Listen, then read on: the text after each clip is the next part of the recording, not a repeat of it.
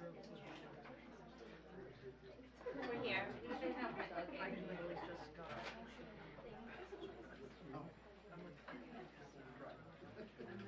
Get that eagle ear. Yeah, like I heard maybe.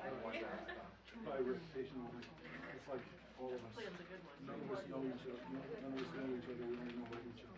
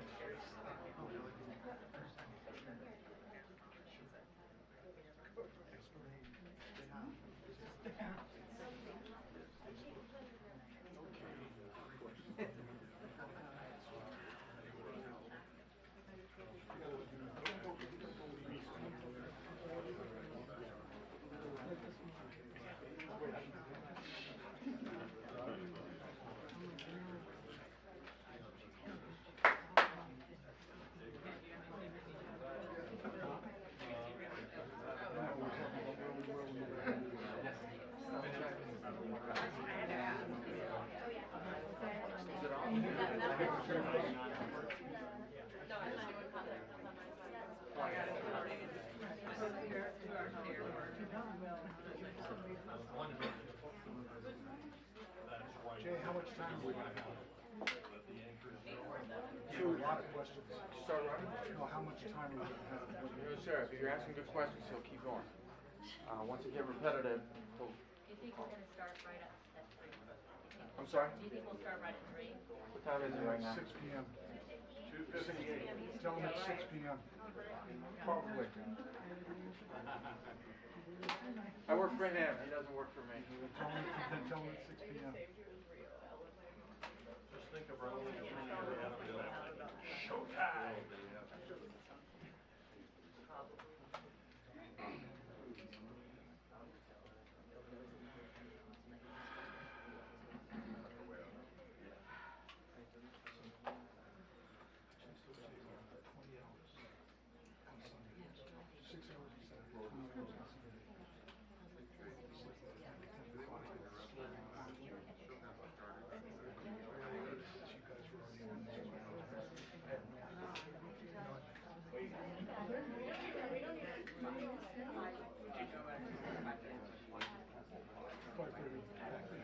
At least keep track of what you're having.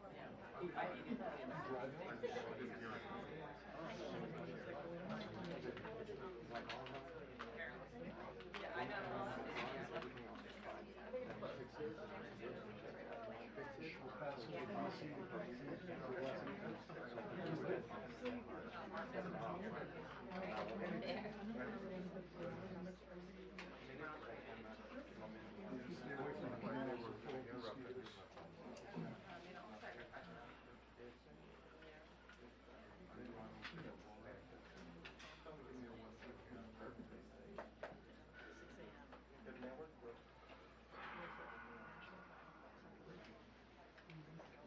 Okay, minute warning. 1 minute warning. 1 minute warning.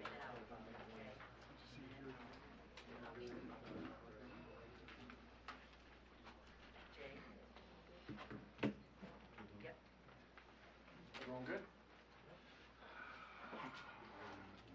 30-second warning. Pressure's coming up. 30 seconds. All right. Pleasure. They're coming out in less than a minute. They're coming out now. Go.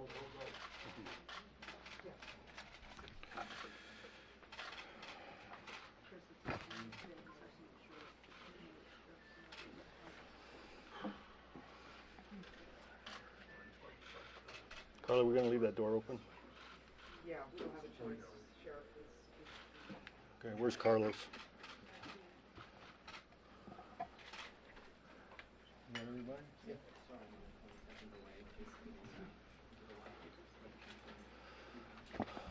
Carlos, you ready?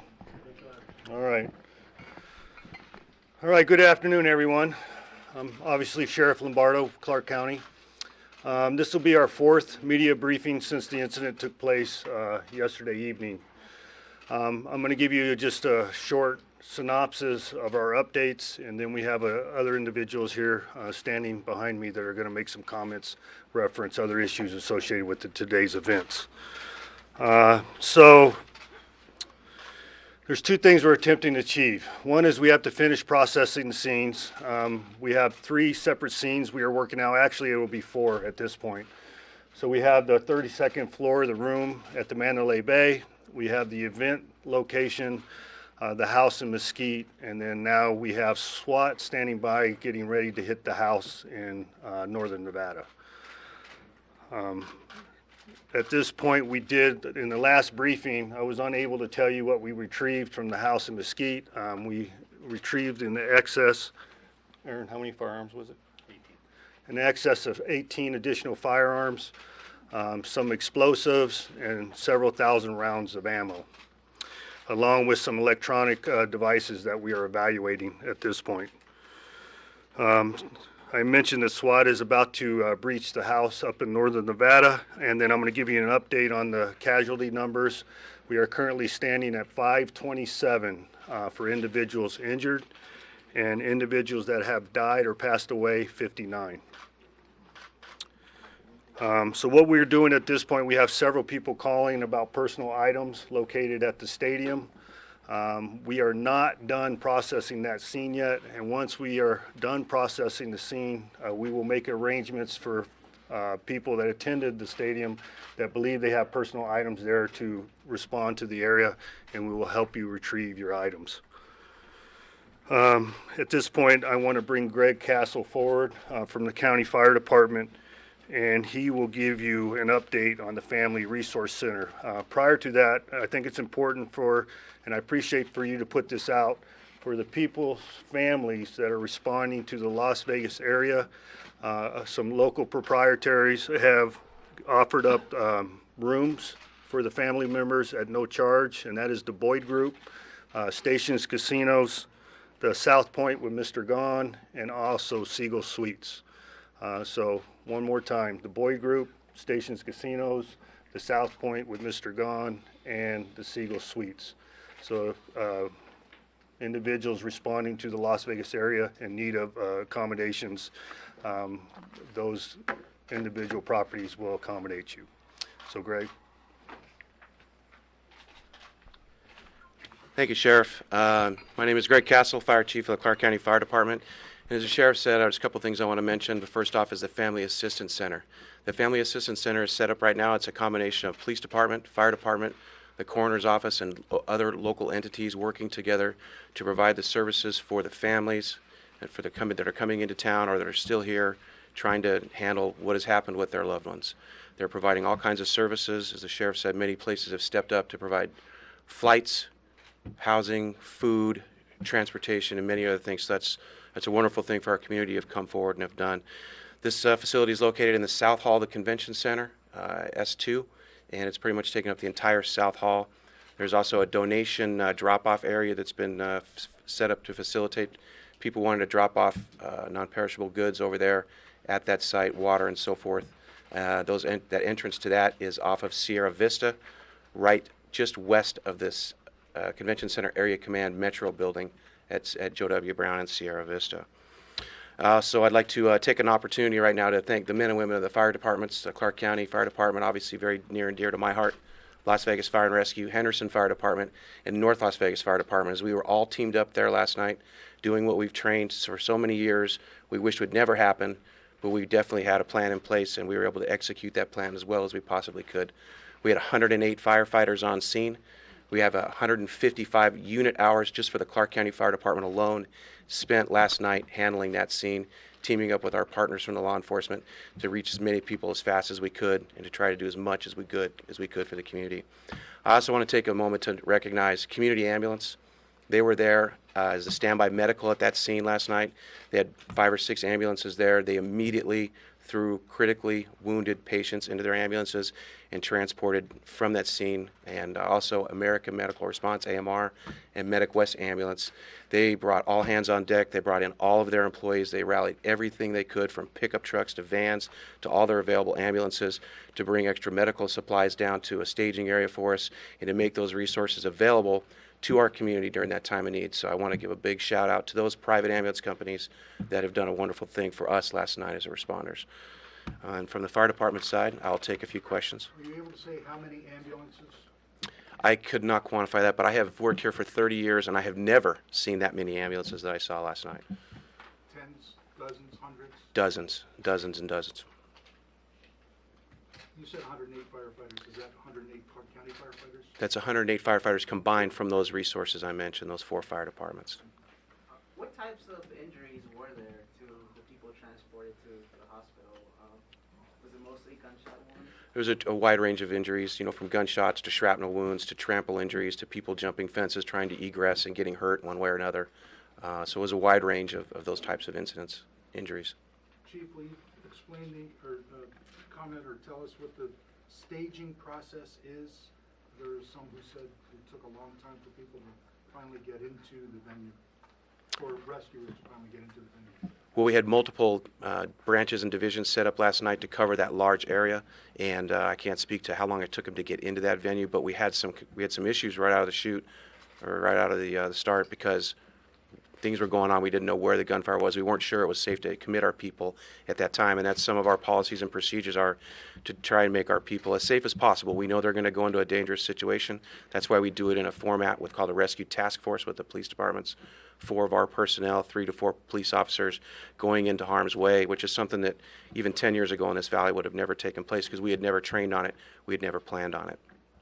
Were any firefighters or paramedics injured or ambulance attendants? We had no on-duty injuries of any of our emergency response personnel last night. Did you have any off-duty injuries? From my fire department, no. Greg, can we give John Hudenberg Sure. a chance to John. clarify the notification of the families? Okay. Thanks, John. Hey, John. Thank you, Greg, and thank you, Sheriff. Again, my name's John Fudenberg. I'm the coroner of Clark County, and I'd like to first of all just ask that everybody keeps those involved in this incident in their thoughts and prayers, and as well as the first responders, all government agencies, all of us that have come together and working on this incident. Please keep us in your thoughts and prayers, and know that we're working very hard to make sure that we take care of the families who have loved ones involved in this incident. I'd like to take a moment and talk a little bit more about the Family Assistance Center. As Chief Castle mentioned, we have that set up at the convention center. We're fully operational right there, right now, and we've met with multiple families. We're continuing to interview the families, and the goal of that center is to provide families information about the identification of their loved ones, and as importantly, to collect information from them so we can make the identifications as fast as possible. So we're working very hard at making those identifications out of respect for the family. I'd rather not go into any details about the decedents or their injuries at this point. I'm available to answer any questions that anybody may have. Yes, sir. Is the Clark County Coroner's Office equipped to handle these many bodies, or has there been an issue with that? Well, I would like to say we're about as equipped as anybody in the country. I don't know that anybody can be fully equipped to handle this, but we've gotten support through grant money in our county commission through the years. We've trained and we've exercised, and we're putting that training and exercising in place right now.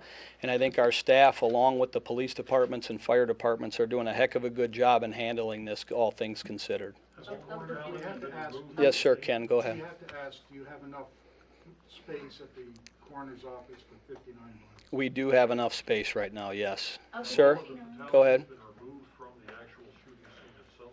As of right now, all of the confirmed fatalities have been recovered, and they have been transported to our office, yes. Of the 59 deceased, does that include the shooter or not? I believe that that includes the shooter, but again, that number could be fluid. So, you know, that number unfortunately may go up, and I don't want to give an exact number and confirmation at this point. It does not include the shooter. It does not. Okay, thank you, Sheriff. How's your staff, how are you handling this? You know, I think we're handling it about as good as could be expected. I think everybody in this room, everybody in our county right now is suffering as a result of this tragic incident. So I appreciate you asking, but I think we're handling it very well, and our staff's doing a darn good job at managing it. Thank you. Mr. Coroner, are you able to assess the type of injuries that led to these deaths? Were they all by gunshot? You know, again, as Chief Castle mentioned, he spoke a little bit about the injuries. I'd rather not speak to the injuries. The families want answers, and I'd prefer, out of respect for them, to give them the answers before we make those public. So I'm not going to answer that at this time, Ken. Thank you. Any other questions? Okay, thank you very much for your time. Sheriff? Commissioner Sislak. Thank you once again for being here and spreading this information to our community. I want to reiterate what I said earlier, and I want to have a special shout out to the sheriff and Chief Castle and the men and women, our first responders that are there. And as I said previously, when you see one of these men or women in their uniforms, please tell them thank you. They went in when everybody was running out, but for the fact that their selfless actions, we would have hundreds more casualties than we are currently facing. There's no doubt in my mind. I was on the crime scene. It's horrific, and these folks did an absolutely incredible job, went above and beyond. I want to assure everyone that, you know, it's in your control right now. Las Vegas is a safe place to be. It's a safe place to visit. We encourage people to continue to come here. We have been deluged with donations, people bringing sandwiches, bringing water, bringing blankets, bringing those sort of things. It's almost to the point we can't handle any more donations at the convention center. The sheriff and I spoke to you earlier regarding the blood donations. After we brought that out early this morning when the sheriff and I talked, and we put out a call for blood, and we have a 6 to 8 hour wait at all of our blood centers right now. Donations are being given, appointments are being made for Thursday and Friday. That's how far in advance we are. We set up a GoFundMe account because the sheriff and I thought that we could maybe help some of these victims with funeral expenses, with travel expenses. As it relates to the families, you're going to have to be coming in from out of town. We still have over 500 emergency rooms. We started that GoFundMe account. It now has almost 15,000 contributions, in excess of $1.2 million has been donated by generous people around the country that, you know, care about what we're doing.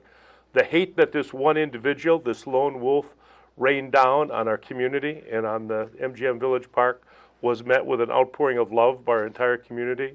And we will get through this together, and we'll get through this as one community. So we thank you very much for being here, and our thoughts and prayers are with all of the families. Well, thank you very much. I'm Dina Titus. I represent Nevada's 1st District, which includes the fabulous Las Vegas Strip and the scene of this horrendous act. So many times I have welcomed people to Las Vegas conventions or special events, never imagined that I would be standing here trying to offer solace and service to those who would be harmed or killed by such an act. My office is serving as a clearinghouse. We don't want to get in the way of this wonderful law enforcement and first responders who have done such a good job, but we want to be there in any way we can. We've gotten many, many phone calls into the office from people around the country looking to find out where their folks are, were they hurt or in the hospital, were they killed. We're trying to pass that information on to the appropriate place. A couple of immigration calls that we're trying to help with as well. I would point out, in addition to the services that have already been mentioned, Thomas and Mack opened up as a temporary refuge for people who were put out of their hotel rooms. The Clark County School District has offered its counselors to the public if they are needed. We were contacted by Airbnb. They are also offering facilities to anybody who needs to come into town to to see about family members. The community is stepping up. We heard acts of heroism, off-duty police officers helping people shelter, pointing out where they thought the shots were coming from.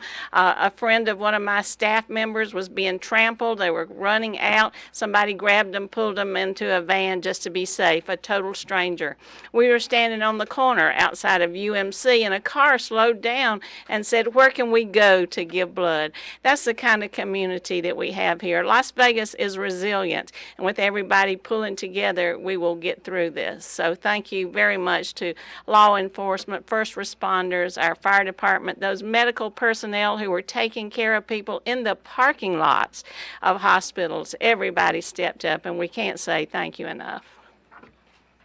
Congresswoman Rosen? Thank you.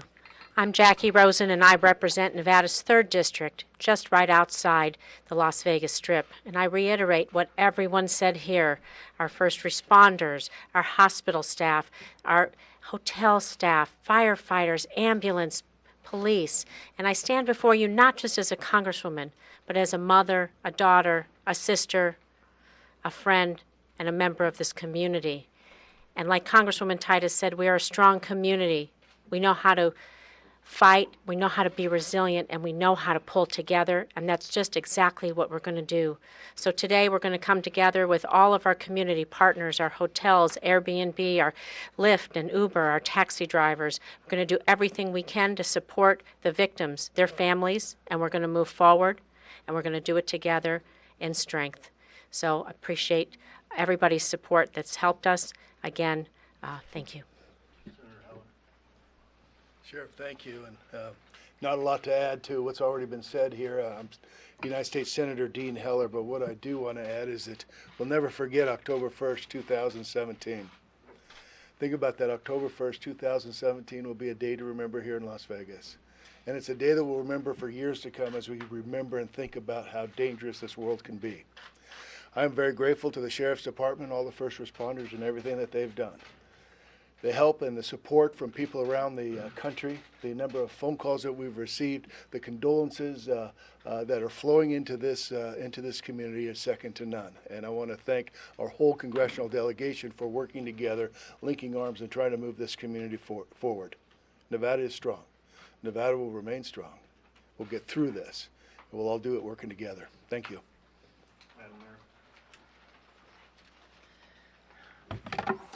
Carolyn Goodman, Mayor of the great city of Las Vegas, and the outpouring of attention, love, sympathy, and offers of help not only have come from around this country, from mayors and governors, but also from abroad. And we want to thank for sure all of the law enforcement and first responders that have come in from other parts of the state as well as from Los Angeles to help us out here. The number of people that have come and gotten in line to give blood has really become an issue that we're going to learn from. We haven't been able to keep up with it. People are frustrated. They love this community. They love what it represents, and they want to do something about it. It's been simply incredible. And to learn that this wonderful fund that the sheriff had set up is over $1 million, you can just feel the heartbeat of the people that call Las Vegas and Nevada home.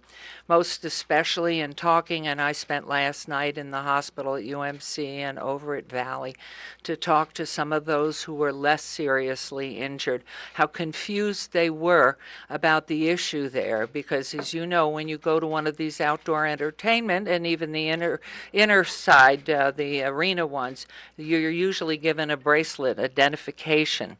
And because they were up front and because they were in a confined environment, the places to get out were less open to them.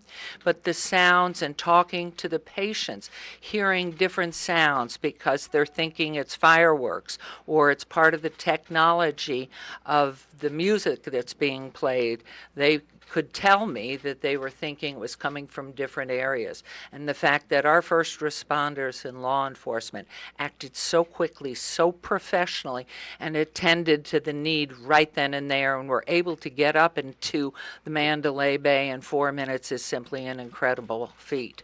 It is something that saved thousands of lives. We had over 22,000 people there in a small area, and it's simply amazing how efficiently law enforcement and first responders worked. You heard those words from our president. He called me on my cell phone and spoke with the sheriff and our attorney general with whom I was speaking, and just whatever he could provide, and he is coming out here. The question is, what can be done? People are asking, emails are coming, phone calls are coming in, and I'm sure everyone that's standing here has received them. This is a remarkable community of people who are involved, who do care, and this heinous crime, this maniac, could do such destruction to so many people. We even lost one of our members at our city hall. And so it's a very difficult time. While the sun is shining in Las Vegas, it is a very dark and black day. And as I'm sure that was said, October 1st, 2017 will be one of the darkest days ever, and hopefully never again. Thank you. Thank you, Sheriff, and thank you, law enforcement and first responders. Simply unbelievable. Tonight at 5 o'clock at City Hall will be the first of, I'm sure, several vigils. 5 o'clock, City Hall. Pastor Troy will be leading that, and I'm sure there'll be many others. This is a loving and caring community, and I'm proud to be its mayor. Lieutenant Governor. Thank you. I'm Mark Hutchison, Lieutenant Governor of the great state of Nevada. The governor was here earlier and said that this has been our finest hour as a state. It's been our finest hour as a city. It's been our finest hour, I think, among our finest hours as Americans. If you were taken into UMC Medical Center, the trauma center there, and you were alive, you're still alive today. You're still alive at this hour. The amount of skill and professionalism that was shown by those doctors and those nurses and those medical professionals is extraordinary. It's something that we can be very, very proud of. Same is true if you went to Spring Valley Hospital. If you were alive, you're still alive. Could not be prouder of those men and women who saved so many lives in Las Vegas today, and who saved so many lives in Las Vegas last night. As I went into these hospital rooms throughout the day, as many of my friends and colleagues behind me, and they are my friends and colleagues, and there are true Nevadans and true Americans, they heard the same stories that I did. These heroic efforts of ordinary people from all over this country. And I'll tell you how personal it is. I just came from Spring Valley Hospital, and there Karen was injured seriously and was carried away from the scene. And she said, if I ever had a chance to thank this individual, would I please thank him? His name's Sean Topper, who carried her from the scene. And she said, if you get a chance to ever get a hold of him or reach him, let him know that I made it. And she said that he was her guardian angel that day. And we saw and heard story after story like this. Ordinary Americans helping other ordinary Americans. It's a great day for America. It's a very sad day for Las Vegas, my hometown. Tragedy beyond words. But this was the day when Americans helped Americans make it through the night. And I say God bless them all. Thank you. Mr. Hutchison, can you clarify, did you tell us that everyone who went to those hospitals, none of them died at the hospital? When I was at UMC today, I was told by the trauma surgeons that everyone who made it into UMC alive was still alive.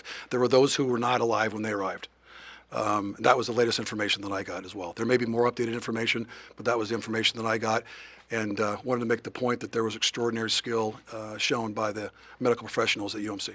Did anybody go to any hospitals out of this state? I don't know the answer to that. Yeah, we had one individual, best of my recollection, in California. Thank you. Well, I want to thank everybody for coming. So just one more clarification. Besides the vigil at City Hall, there's an additional vigil at 5 p.m. at the Guardian Angel Cathedral, and that is adjacent to the Encore Hotel. Guardian Angel Cathedral at 5 p.m. So I'm happy to answer some questions at this time. Was there any sort of manifesto or anything like that found in his hotel? We haven't located anything of that description yet. Sheriff, tell us how many guns were found in the room?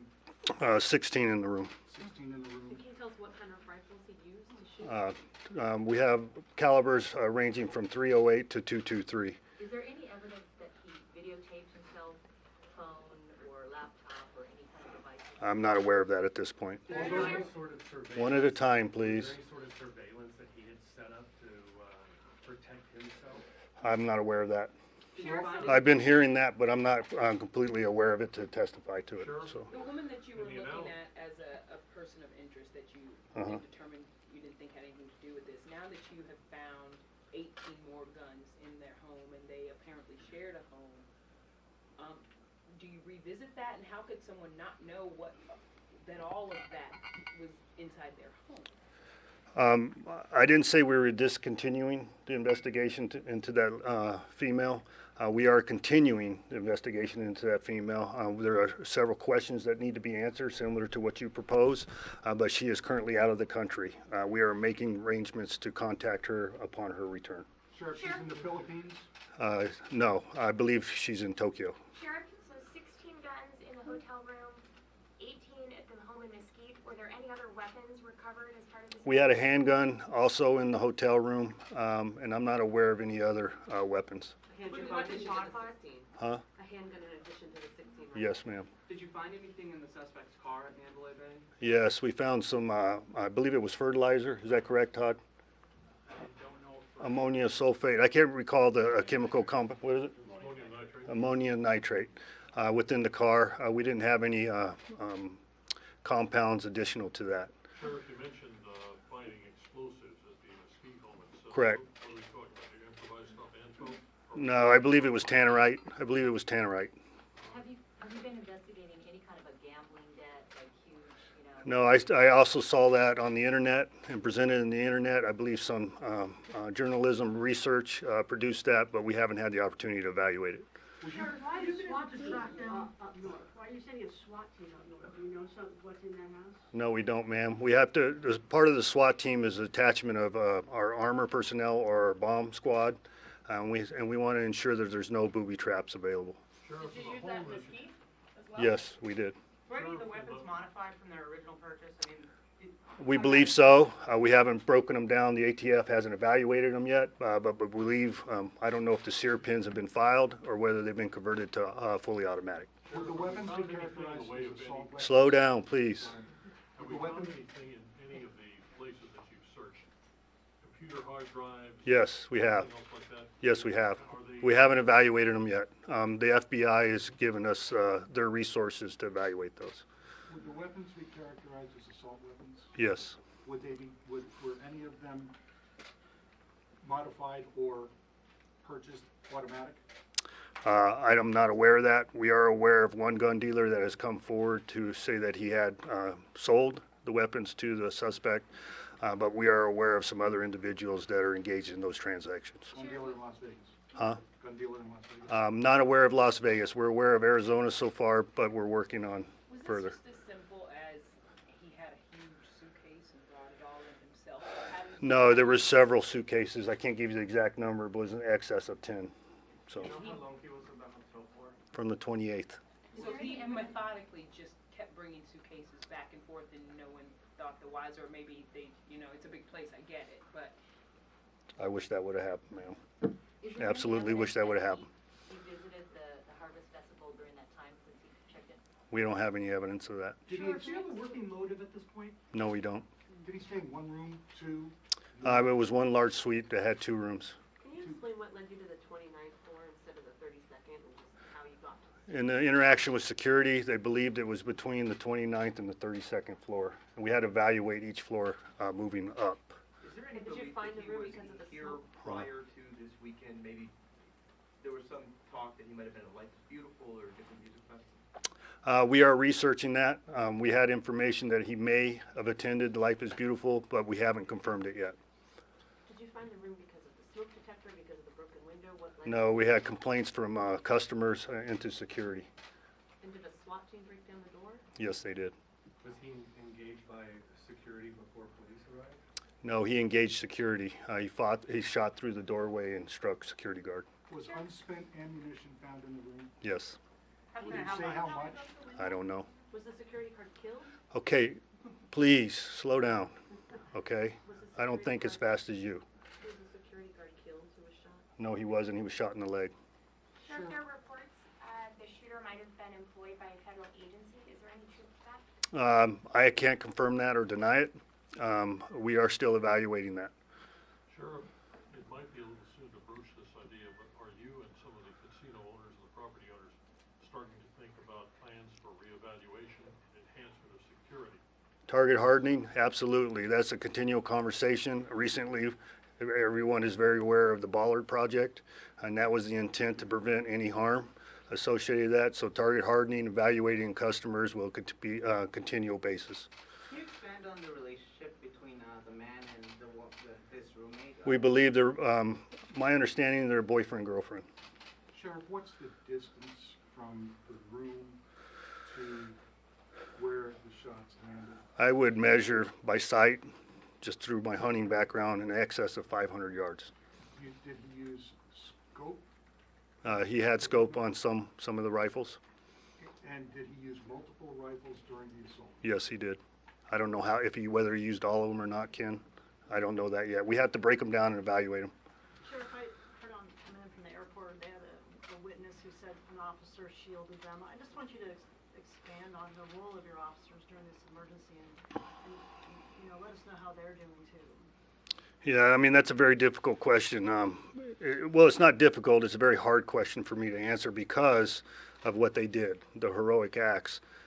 Quite often we're the ones that go in when everybody's running the other way. And then in case in point, this event, that's exactly what occurred.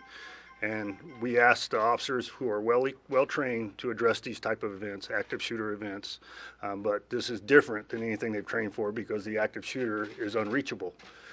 So our intent is life safety. That's our first priority in law enforcement, and I'm very proud of what our officers did. We heard earlier 4 minutes. Was it 4 minutes? I couldn't give you, I don't even want to guess on a time, Ken. You probably do a better job than me with the evaluation of the video. Has ATF given you a timeline on when they can expect the traces to be done, and what are you expecting to learn from I believe that in short order. I'm hoping we'll get that. Aaron, you have any timeline on that? I would anticipate in the next day or two. Sheriff, is the still claiming responsibility for this? Good for them. Evidence of that? Huh? You have anything? No, we have no evidence of that. Sheriff, when he was engaging with your officers, was there anything said? Did he yell anything? I'm not aware of anything. So we do our standard announcements before entry. Sheriff, you mentioned tannerite was found in the vehicle. Can you explain? No, not in the vehicle, in the home. Excuse me, in the home. Can you explain a little bit more what exactly that item is, what it's used for? Is this the explosive that's used in exploding targets? Yes, exactly. You could buy it at any gun store. I don't know what the regulations is on amount. I don't want to give you a bad amount, but it's available, commercially available. Did you say how much was found at the house? No, I can't recall. I was told, but I can't recall. Sheriff, do you have any? Several pounds. Sheriff, do you have any information that he frequented Las Vegas often, or were scouting out locations in the weeks leading up to this? No, ma'am. Other than what's possibly been presented with Life is Beautiful, and he does live in close vicinity of Las Vegas in excess of a year, with that being in Mesquite. Does that Players Club card that was found in there give any indication that he was familiar with that specific hotel? No, because the Player Club's card did not belong to him. Do you have evidence he stayed at the Mandalay Bay before? No, I don't. I'm not aware of it. Some of the folks in Mesquite don't seem to know who he is, think he might not have actually held his primary residence there. He's got the house up in Reno. Do you know where he actually physically lived?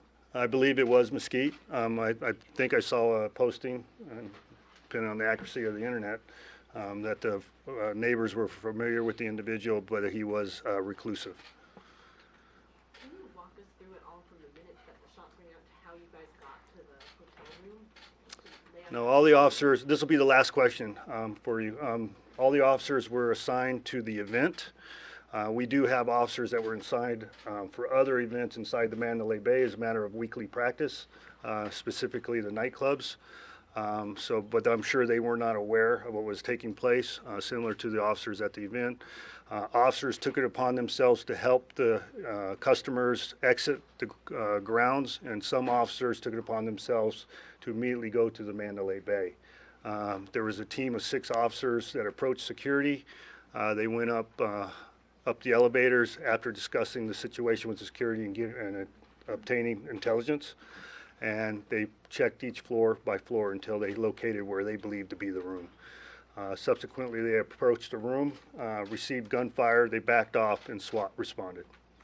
And there was no smoke alarm? I don't recall a smoke alarm. So thank you very much. I appreciate everybody's time and your patience. And we will update you later this evening. Todd, do you have a time you want to update them? 7 o'clock, 7 p.m. We'll shoot for 7 p.m. tonight for updates of any new information. We'll be back here, Sheriff? Yes, sir. Thank you. Thank you. Sheriff.